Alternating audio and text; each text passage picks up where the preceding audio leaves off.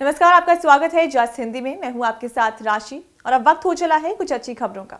तो आइए बढ़ते हैं आज की पहली गुड न्यूज की ओर।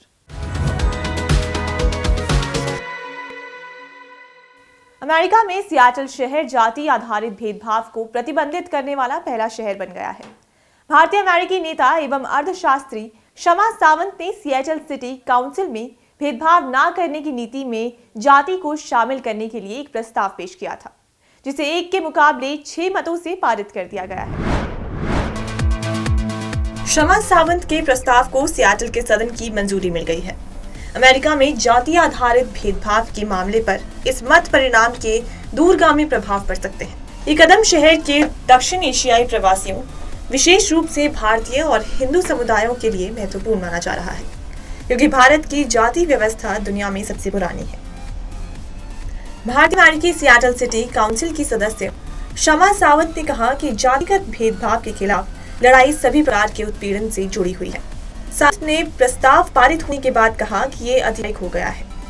हमारे आंदोलन के कारण सियाटल में जातिगत भेदभाव पर प्रतिबंध लग गया है, जो देश में पहली बार हुआ है। इस जीत को देश भर में फैलाने के लिए हमें इस आंदोलन को आगे बढ़ाना होगा। उन्होंने कहा कि हमें ये समझने की जरूरत है कि भले ही अमेरिका में भेदभाव उस तरह नहीं दिखता जैसा कि दक्षिण एशिया में हर जगह दिखता है, लेकिन यहाँ भी भेदभाव एक सच्चाई है। उन्होंने कहा कि जाति व्यवस्था हजारों साल पहले की है और उच्च जातियों को कई विशेष अधिकार देती है, लेकिन निचली जातियों का दमन करती है। दलित समुदाय भारतीय जाति व्यवस्था के सबसे निचले पायदान पर है।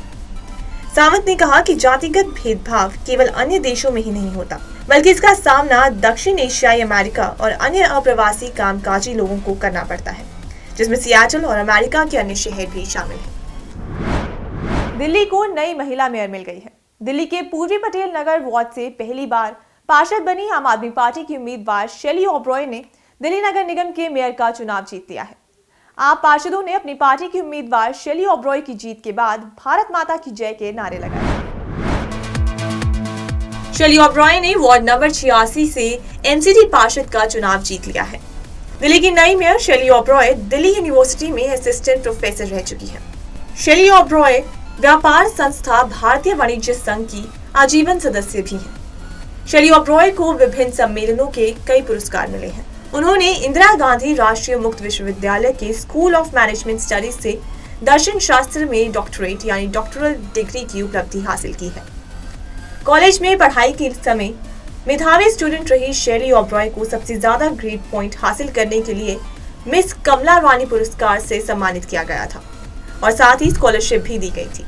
उन्होंने हिमाचल प्रदेश विश्वविद्यालय से वाणिज्य में पोस्ट ग्रेजुएट की पढ़ाई पूरी की है। शेली ओब्रॉय 2013 में आम आदमी पार्टी में शामिल हुई। उन्हें दिल्ली आप की महिला विंग की वाइस प्रेसिडेंट बनाया गया था। शेली ओब्रॉय ने 26 जनवरी को सुप्रीम कोर्ट में एक याचिका पेश करके दिल्ली एमसीडी के मेयर का इलेक्शन समय से कराने की मांग भी की थी। सऊदी अरब में न्यू मुरब्बा नाम से एक हाईटेक सिटी बनाई जा रही है।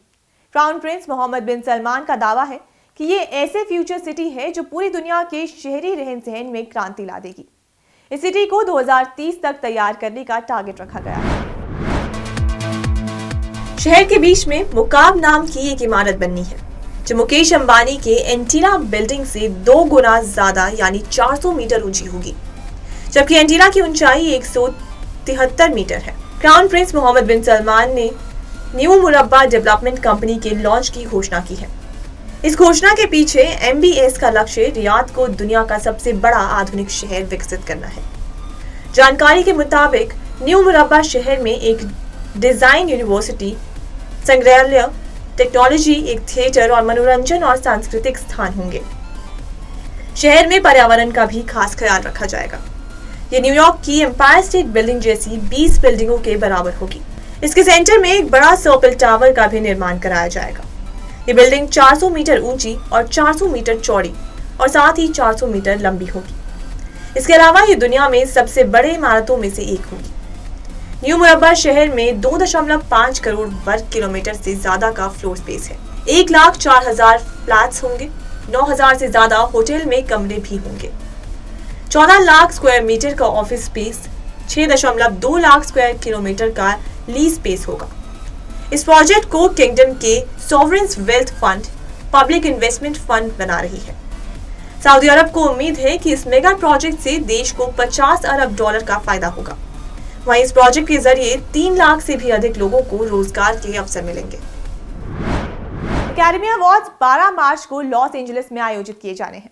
इस बीच Academy of Motion Pictures Arts and Science के चीफ एग्जीक्यूटिव बिल क्रैमर ने ऑस्कर 2023 के लिए एक क्राइसिस टीम बनाने की घोषणा की। अथॉरिटी ने यह फैसला ऑस्कर 2022 में विल स्मिथ और क्रिस रॉक वाले वाकये को देखते हुए लिया है। इस टीम को बनाने का मकसद अवार्ड के दौरान ऐसे कंट्रोवर्शियल हादसों को मैनेज करना है। क्रैमर ने एक इंटरव्यू में बताया कि हमारे पास एक क्राइसिस टीम है, इसलिए हमें उम्मीद है कि अगर कोई भी ऐसी चीज होती है जिसका हमें अंदाजा नहीं है, तो भी हम इस स्थिति में पूरी तरह से तैयार रहने की योजना बना सकते हैं। हमने ऐसा बहुत कुछ प्लान किया है जिनके बारे में हमने पहले ज्यादा ध्यान नहीं दिया था। स्मिथ और क्रिस रॉक के थप्पड़ वाक्य पर बात करते हुए क्रैमर ने आगे कहा कि तब से अकादमी ने ऑस्कर में होने वाली कई चीजों की तरफ और ज्यादा सोचना शुरू कर दिया है। क्रैमर ने आगे कहा कि क्राइसिस कम्युनिकेशन टीम अवार्ड के दौरान ऐसी किसी भी घटना के लिए वहां मौजूद रहेगी। अगर ऐसा कुछ भी होता है तो टीम एक्शन लेगी।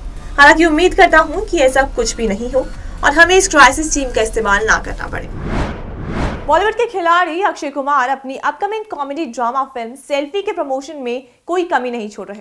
हाल ही में इस फिल्म के प्रमोशन के दौरान अक्षय कुमार ने एक रिकॉर्ड भी तोड़ दिया। अक्षय कुमार ने 3 मिनट में सबसे ज्यादा सेल्फी लेने का एक नया रिकॉर्ड अपने नाम कर लिया है। इससे पहले ये रिकॉर्ड अमेरिका के जेम्स स्मिथ के नाम दर्ज था।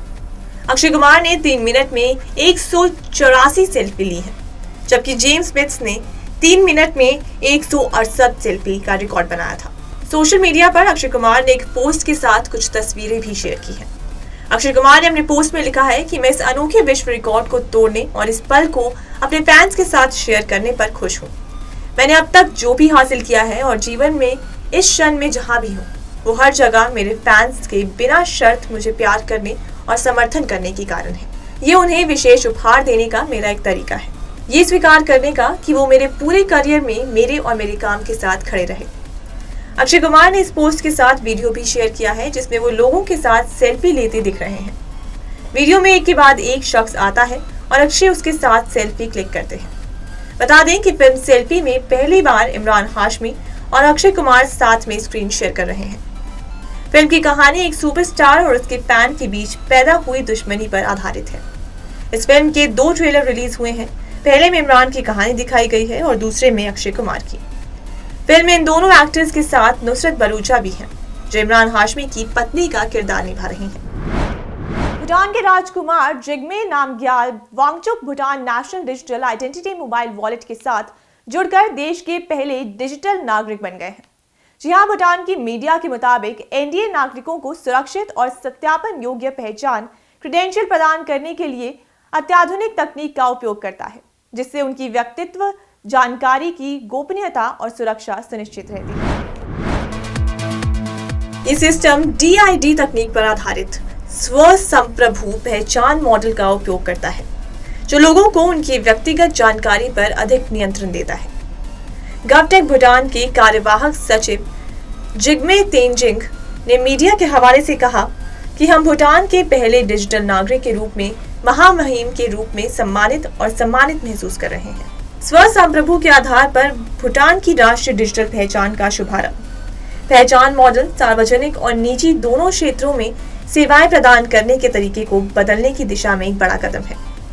सरकार की ये प्रमुख पहल नागरिकों को सुरक्षित और सत्यापन योग्य डिजिटल पहचान प्रदान करेगी, जो हमारे डिजिटल भविष्य के लिए एक मजबूत नींव रखेगी। तेंजिंग बताते हैं कि भूटान एनडीए के लिए प्रौद्योगिकियों के विकास पर DHI की उत्कृष्ट टीम के साथ मिलकर काम करने की खुशी है।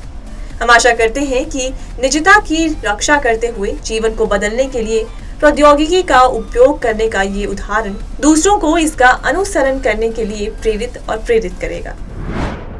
सरकार की ओर से किसानों की आय बढ़ाने के प्रयास जारी हैं। इसके तहत किसानों को कई तरह की योजनाओं के माध्यम से लाभ पहुंचाया जा रहा है। इसी कड़ी में राजस्थान सरकार की ओर से मोती की खेती पर किसानों को 12.50 लाख रुपए की सब्सिडी दी जा रही है। ये सब्सिडी कुल लागत का 50% है।